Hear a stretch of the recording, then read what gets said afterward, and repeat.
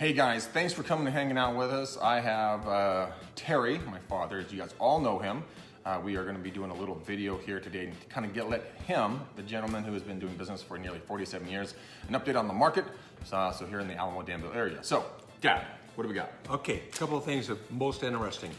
These are median prices, okay? Not averages, but the median, right? Okay, makes a big difference. Yeah. Alamo, there are 38 houses available. Not too many houses. I've seen it down to 7. I've seen it to 125.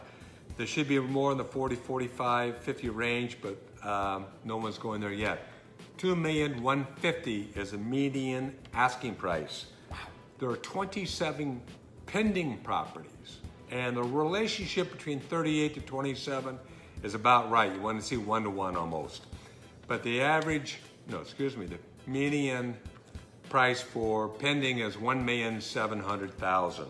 So the lower part of the market is the most active, which means that the upper part, you're starting to see $75,000, $50,000, $100,000 adjustments, and the agents that are charging the market are having to pull back the reins a little bit and may have to readjust a little bit further downward.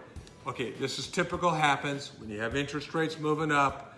It's summertime, a lot of people are going to be out of town for about 2 or 3 weeks before all the sports kids come back. The reality of it is be smart when you buy.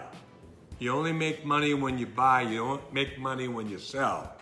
So be patient, make sure you choose us to make the right, helpful decisions for you, and we'll go out on the market. There's a number of properties, about 20% now, are not even hitting the market. Prices are not still going up like they were crazy, but they're being more realistic. The facts help us out, especially in negotiating against the seller as a buyer rep. As a buyer rep, we want to say that we have the cash ready to move forward. A lot of our people are non-contingent because of some relationships that we have with other lenders that can provide the liquidity necessary for you to move forward so you're not under. We call that owner flips. They work very, very well for lots of families. Well, good. So what's typical in a marketplace? How many homes do you want to have on the market? How many homes do you want to have pending for a healthy market, and what's an unhealthy market? Well, you either have a buyer's market where you have too many houses on the market. You get above 100 in our market. Now, you have to remember in Alamo, there's about 5,500 homes. In Danville, there's about twice that many. The most important thing to remember is that you need to calibrate per each price range and move in $250,000 increments up and down the channel that you're looking to buy. Make sure that you plot out the houses so you know that on the west side of Alamo it's going to be more expensive. The lot value is somewhere around $1,300,000 to $1,500,000 right now. That's up from $900,000 to $1,200,000 just 4 years ago. So can they continue to go up in value? Absolutely. Are they going to continue to go up 5 or 10 years from now? Absolutely. So make sure you pick the very best property that you can buy with the amount of cash that you have. You guys heard it from here first. You guys, this is why we have been doing business for so long. This is why he has survived over almost 5 decades here in this business.